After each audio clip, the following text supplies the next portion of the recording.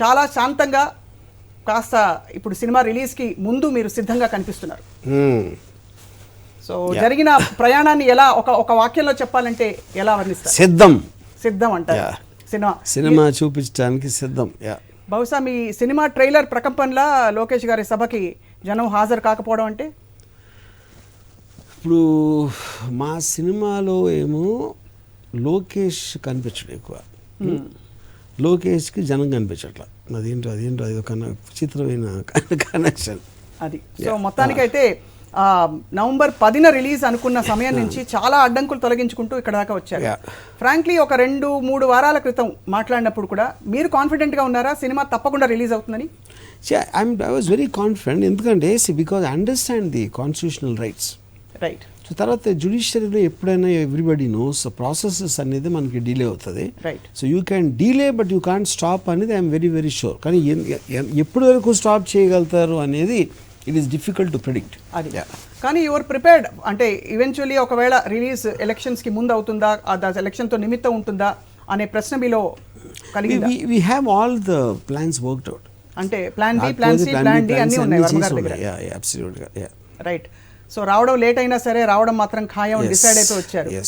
So ఈ latest trailer అంటే వ్యూహం అండ్ శపథం కలిపి రిలీజ్ చేసిన ట్రైలర్ చాలా తీవ్రంగా ప్రకంపనలు సృష్టించింది అనుకోవచ్చా తెలుగు రాష్ట్రాల్లో? 100%.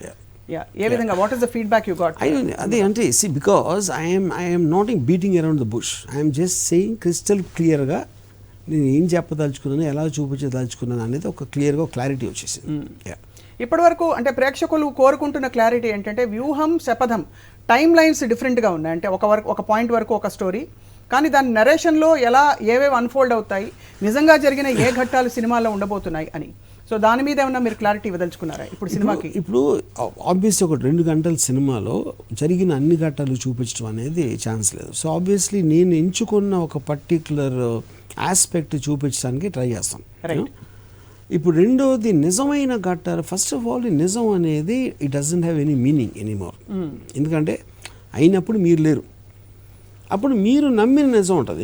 నేను నమ్మింది మీరు చెప్తే మీరు నమ్మాలి కదా. అంటే not as Swapna but as anybody sitting in the theatre watching.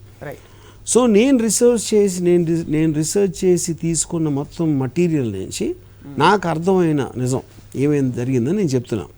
ఇప్పుడు దానికి ఏదో డాక్యుమెంట్ ప్రూఫ్ ఉండదు, ఇది ఉండదు. అంటే జనానికి ఒక లాజికల్ పద్ధతిలో కన్విన్స్ చేయడం. ఏదైనా సరే మీరు ఇప్పుడు న్యూస్ పేపర్లో కాలం చదివారు, లేకపోతే అక్కడ ఒక ఇన్వెస్టిగేషన్ ఆఫీసర్ ఏదో చెప్తే ఇలా జరిగిందని, ఎప్పుడైనా ఎవరైనా సరే నిజం అనేది నమ్మదగ్గదుగా ఉందా లేదా అని చూస్తారు. కానీ ఇదే నిజం అని ఎవరు చెప్తారు, ఎలా చెప్పగలుగుతారు?